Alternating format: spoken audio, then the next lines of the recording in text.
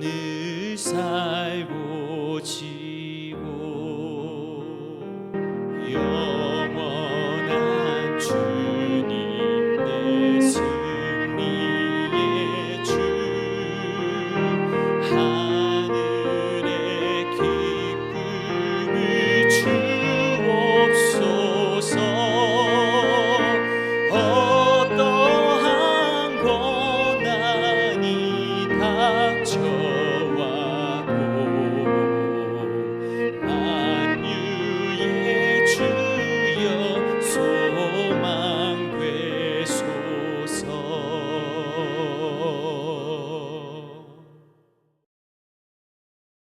할렐루야. 오늘 함께 나눌 하나님의 말씀은 사사기 6장 24절 말씀입니다. 함께 읽겠습니다.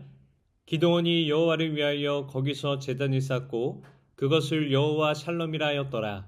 그것이 오늘까지 아비에셀 사람에게 속한 오브라에 있더라. 아멘. 오늘 우리가 함께 살펴볼 이 말씀은 기드온이 하나님을 만나고 여호와 샬롬이라고 하는 이름으로 단을 쌓는 장면입니다. 우리는 샬롬이라고 하는 그 말을 들으면 평안이라고 하는 의미를 떠올리죠.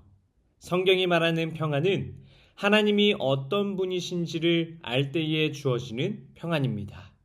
오늘 본문은 그 평안이 무엇인지를 보여주고 있죠. 기드온이 살았던 시대는 평안과는 거리가 멀었던 시대였습니다. 이스라엘은 미디안의 압제 속에서 고통을 당하고 있었고 그 압제는 일시적인 것이 아니라 오랜 시간 반복된 고통이었습니다. 이스라엘 백성은 정상적인 삶을 살 수가 없었죠. 농사를 지어도 그 열매를 지키지 못했습니다. 수고해서 얻은 것은 결국 빼앗기는 그런 일이 비일비재했습니다. 그래서 이러한 사람들은 들에 나가서 일하지 못하고 산속이나 혹은 동굴에서 숨어 지내야 했습니다. 이것은 그들의 일상의 삶의 모습이었죠. 그 속에서 기드온도 똑같은 현실의 삶을 살아가고 있었습니다. 그는 포도주 틀에서 밀을 타작하고 있었는데 이 모습은 그가 두려움 속에 있었다라고 하고 있는 것을 보여주는 장면입니다. 이것은 단순한 행동이 아니라 그 시대의 상태를 보여주는 장면입니다. 그런 기드온에게 하나님이 어느 날 찾아오십니다. 그리고 이렇게 말씀하시죠. 큰 용사여 여호와께서 너와 함께 계시도다. 이 말씀은 기드온의 모습과는 전혀 어울리지 않는 말처럼 보입니다. 기드온은 용사가 아니라 두려움 속에서 숨어 살았던 사람이기 때문입니다. 그런데 하나님은 그를 큰 용사라 칭하시며 그를 부르십니다. 하나님은 사람이 스스로 보고 있는 모습이 아니라 하나님의 뜻 안에서 그를 보시기 때문입니다. 그런데 기드온의 반응이 이렇게 이어집니다. 여호와께서 우리와 함께 계시면 어찌하여 이 모든 일이 우리에게 일어나는 것입니까? 이에 하나님은 자신이 함께 하시고 계신다라고 하는 사실을 다시 한번 말씀하시고는 기드온에게 맡기실 일을 말씀하십니다. 이후에 기드온은 하나님께 제사를 드리는 장면이 나옵니다. 하나님께서는 그 제물을 불로 사르시죠. 그 순간 기드온은 자신이 하나님을 만났다라고 하는 그 사실을 깨닫게 됩니다. 그리고는 내가 하나님을 보았으니 이제는 죽겠구나 하며 두려워하죠. 그런데 하나님은 기드온을 향해서 이렇게 말씀하십니다. 안심하라, 두려워하지 말라, 죽지 아니하리라. 기드온은 그 자리에서 단을 쌓고 이름을 붙입니다.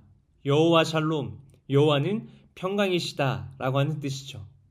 사랑하는 성도 여러분, 기드온이 처한 상황은 바뀌지 않았습니다. 그들을 괴롭히는 미디안은 여전히 존재했습니다. 문제는 그대로였습니다. 앞으로 싸워야 할 일도 남아 있습니다. 그런데 그 자리에서 기드온은 하나님을 향해서 여호와 샬롬이라 고백을 합니다. 기드온이 평안을 누리게 된 것은 상황이 좋아졌기 때문이 아니라 하나님이 어떤 분이신지를 알게 되었기 때문입니다. 하나님은 함께 하시는 하나님이라고 하는 그 사실, 자신을 죽이시는 분이 아니라 살리시는 하나님이라고 하는 그 사실을 알게 되었을 때 기드온은 하나님을 향해서 평강의 하나님이라 고백할 수 있었습니다. 사랑하는 성도 여러분, 여호와 샬롬이라고 하는 이 이름은 하나님이 어떤 분이신지를 분명하게 보여줍니다. 하나님은 상황이 바뀐 후에 평안을 주시는 분이 아니라 우리의 상황 속에서 평안이 되어 주시는 분이십니다. 평안은 하나님의 임재로부터 오는 것입니다. 우리는 평안이라는 것을 상황 속에서 찾으려고 합니다.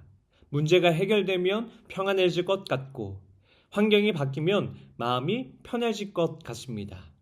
그렇기 때문에 우리는 상황을 먼저 보고 그 다음에 하나님을 생각합니다. 하지만 성경은 그 순서를 바꾸라 말씀하십니다. 상황이 아니라 하나님을 먼저 보라는 것이죠. 왜냐하면 평강은 상황이 아니라 하나님에게서 오는 것이기 때문입니다. 그래서 하나님이 계신 자리에는 그 자체로 평강이 있습니다. 우리의 눈에는 보이는 것이 달라지지 않아도 외적인 환경이 그대로 있어도 하나님이 계신 그 자리에는 이미 평강이 시작되어 있습니다. 기드온은 상황이 바뀌기 전에 평강을 알게 되었습니다.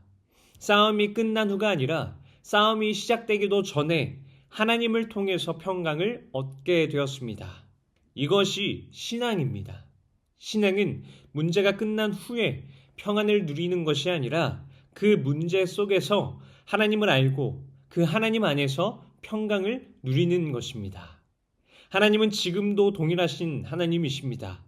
기드온에게 자신을 드러내셨던 하나님은 지금도 동일하게 자신이 누구이신지를 드러내고 계십니다. 그리고 그 하나님은 지금도 여전히 우리의 평안이 되어주시는 분이십니다. 그러므로 우리는 상황을 기준으로 흔들리는 사람이 아니라 하나님을 기준으로 서 있는 사람으로 살아가야 합니다. 눈에 보이는 것에 따라 움직이는 사람이 아니라 하나님이 어떤 분이신지를 알고 그 하나님을 붙드는 사람으로 살아가야 합니다. 오늘도 우리의 삶의 자리 가운데에 여전히 해결되지 않은 것들이 있을 수 있습니다. 그러나 그것이 하나님의 부재를 의미하는 것이 아니라 오히려 그 자리에서 하나님이 자신을 드러내고 계신 자리일 수 있습니다. 사랑하는 성도 여러분, 오늘도 동일하게 우리의 삶 가운데 평안이 되어 주시는 여호와 샬롬의 하나님을 바라보십시오. 그 하나님을 알고 신뢰하며 하나님 안에 머무는 삶을 살아간다면 하나님 안에서 참된 평안을 누릴 수 있을 것입니다. 기도하겠습니다. 하나님, 오늘 말씀을 통해서 하나님이 어떤 분이신지를 다시 보게 하시니 감사합니다. 우리는 늘 상황이 바뀌기를 먼저 구하며 문제가 해결되면 평안해질 것이라고 생각하며 살아왔습니다. 그러나 주님은 그 상황 속에서 평강이 되어 주시는 하나님이심을 깨닫게 하시니 감사합니다.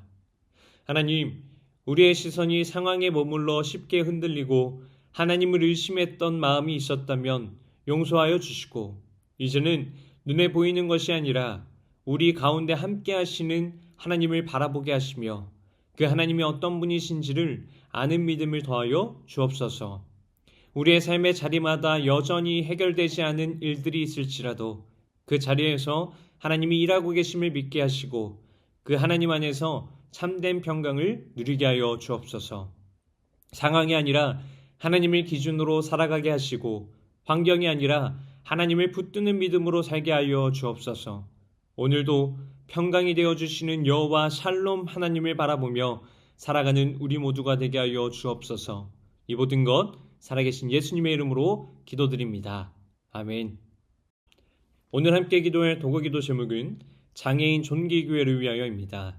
우리 교회가 장애인 존귀교회를 통해 지역사회의 장애인들을 지속적으로 잘 섬기며 사랑을 전할 수 있도록 장애인 존귀교회를 섬기는 김현수 장로를 비롯한 모든 스태프들이 날마다 하나님의 말씀으로 새 힘을 얻고 예수 그리스도의 사랑으로 장애인 지체들을 진심으로 섬길 수 있도록 기도하시기 바랍니다.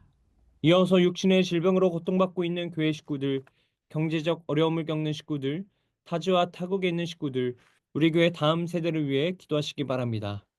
또한 나라와 민족을 위해서 한국교회와 세계 선교를 위해서 기도하시기 바랍니다. 끝으로 오늘도 주님과 깊이 교제하시는 하루가 되길 소망하며 각자의 기도 제목을 놓고 기도하시겠습니다.